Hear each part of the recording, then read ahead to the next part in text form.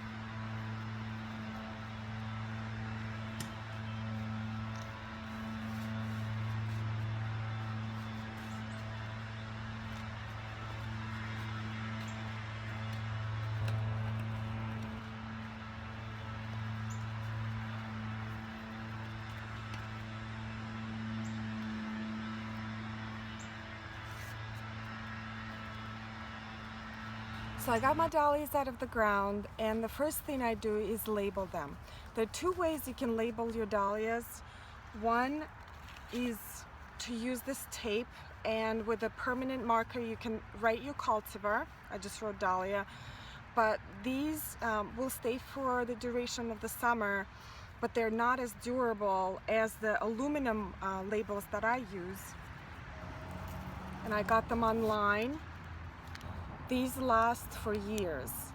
So actually when I dug out my dahlias, it already had a label on it that I put in the spring when I started them in pots.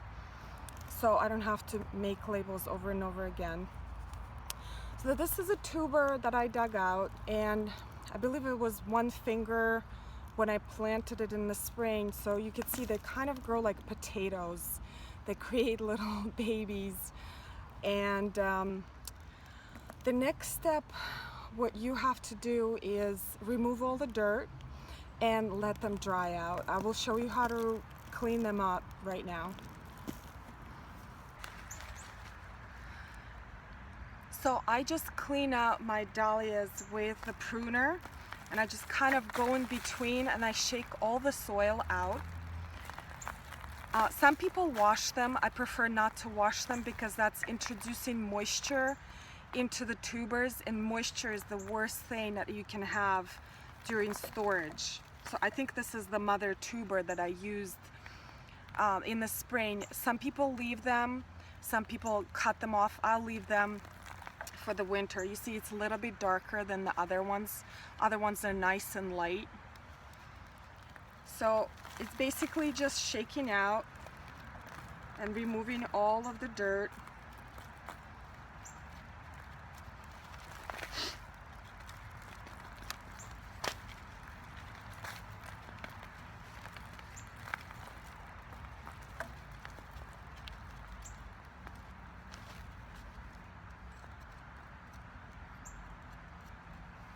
Be careful not to cut them because that's introducing pathogens into your tubers.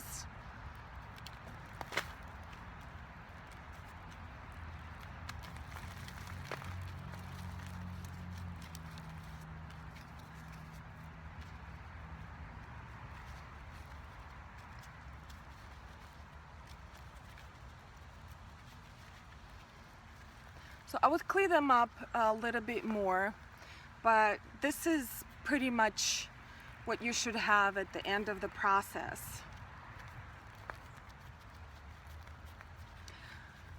I will leave these for 1 day or two for the soil to dry out a little bit more and brush them away before I put them for storage. So I cleaned out the tuber, and we can pretend that this has been dried for a couple of days and it's ready for storage. The two methods I was talking about is, one is to store them in sand and another one to store them in newspaper. I have tried different methods throughout the years. I've tried sphagnum moss, I've tried wood shavings, I've tried peat moss, and I would always have either dried out dahlias or rotten dahlias. So basically there was either not enough moisture or there was too much moisture, and that introduced pathogens into the tuber and it was rotted away. I found sand is the best way to store your tubers because it's almost sterile, so it has very little of organic material in it, and you only need a thin layer of sand. Don't bury it like 6 inches or something where the box where you'll be storing them is impossible to lift. All you really need is 1.5 inches to 2 inches of sand. So as you can see, I put the tubers in the box and I covered them with about 1.5 inches of sand, and I topped this larger tuber with some sand. Now you can close your boxes for the storage because they do need they need some moisture, but not too much. That's why I like to use cardboard boxes for storage, because they are breathable. So it's just the right humidity for them.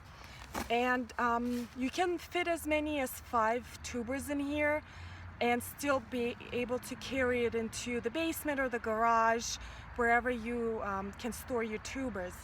So that's pretty much it for the sand method, and I'm going to be talking about the newspaper method next.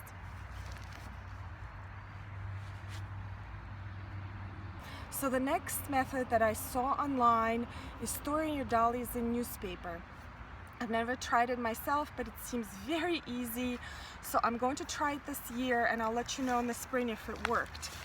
So the way it's supposed to work, you just take some newspaper, a couple of layers, and you put your tuber in the middle and you just wrap it around like this. So I guess there's some moisture, but not too much, and you just put it away into the cardboard box, and we'll see in the spring what's gonna happen. I'm really curious if this method will work, because it is a little bit less messy than the sand, but yeah, I don't know, we'll see. So the next step for you is to find a space that is about 55 to 60 degrees in temperature. I have a finished basement, so it actually stays 60 degrees, which is on the warmer side, but I've had a very, very good luck with storing my tubers in my basement. And I will put them away now and until spring. And then when the planting season comes, I will make another video about how to identify the eyes, and if you decide to split your tubers and give it away to the family or propagate it into your own garden. Let me know if you know any other methods about storing dahlias and if you were successful. And let me know if you like this video. Thank you.